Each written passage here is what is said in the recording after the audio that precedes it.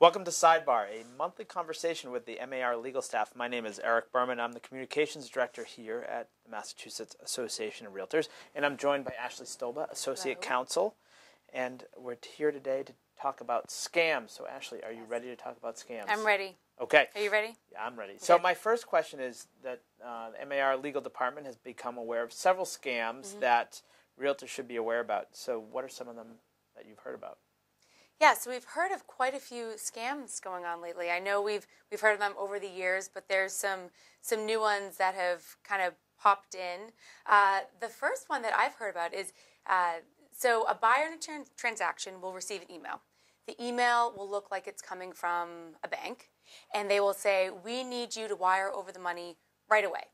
And then the buyer says, okay, sure, I have to wire the money. They wire the money, and come to find out it wasn't the bank. It was a hacker that's been hacking the transaction, so monitoring the entire transaction, knew perfectly right when to ask the question to wire the money, and bam, the money was gone, and never to be recovered.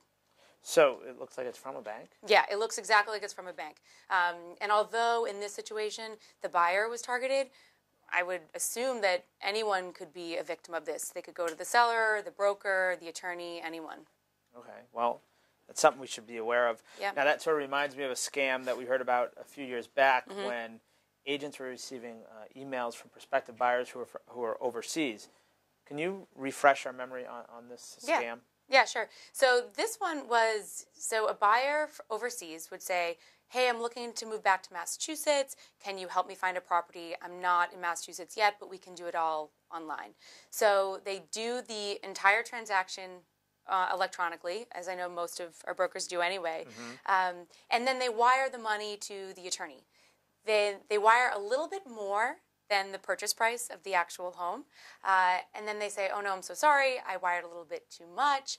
Can you wire that money back to me? So the attorney or the escrow agent or whomever, they wire the money back to this buyer, but really, again, it's a hacker, it's all a fraud, and the money is gone forever.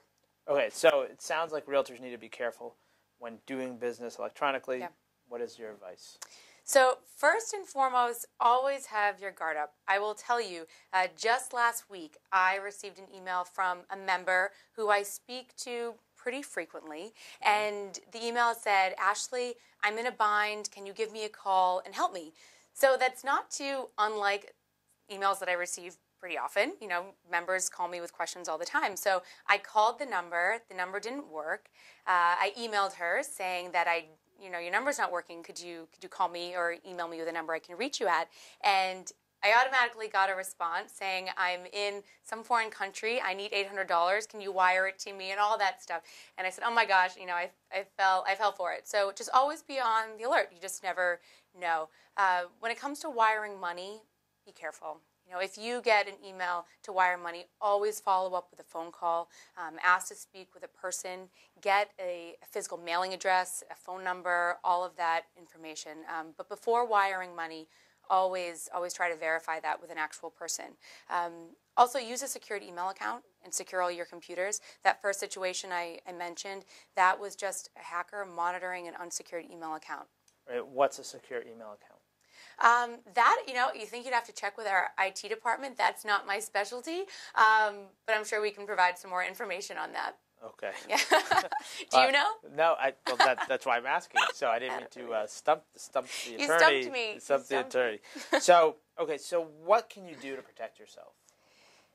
Yeah, so beyond the things that you can do kind of online, we're also seeing a lot of things happening offline too. I mean, realtor safety has been huge lately. But I think it all comes back to trust your gut, trust your instinct, and just always kind of be on the lookout. I do want to remind realtors that you can be picky and choosy with your clients. You don't have to accept every client that you get a phone call from.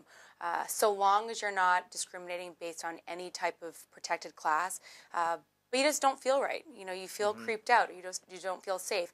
My recommendation would be, don't rush out and show a house at 6 p.m. with a stranger that you've never met. Ask them to come into the office with other people there. Don't be alone. But bottom line is just trust your gut. Okay. Well, thank you, Ashley. I appreciate you spending some time with us today to talk about scams. And if you want any more information on realtor safety, on scams, go to mairealtor.com for more information. Thank you for joining us. Thank you so much.